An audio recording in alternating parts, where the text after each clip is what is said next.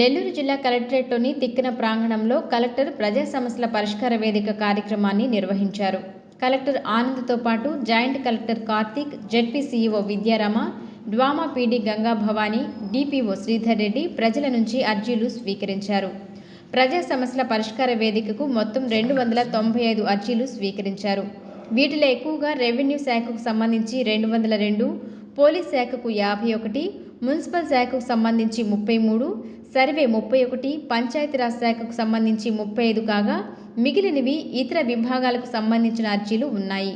ఈ సందర్భంగా కలెక్టర్ మాట్లాడుతూ వివిధ సమస్యలపై ప్రజలు అందించిన అర్జీలను నిర్దిష్ట గడువులోగా పరిశీలించి పరిష్కరించేందుకు ఆయా శాఖల అధికారులు చర్యలు తీసుకోవాలన్నారు.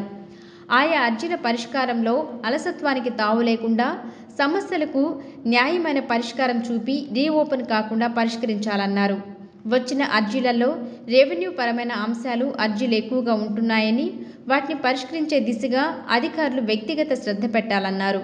పీజీఆర్ఎస్ అర్జీలపై ప్రభుత్వం ప్రత్యేక దృష్టి పెట్టినందున అధికారులు సత్వర పరిష్కారానికి కృషి చేయాలన్నారు. ఈ కార్యక్రమంలో పలు శాఖల జిల్లా స్థాయి అధికారులు పాల్గొన్నారు.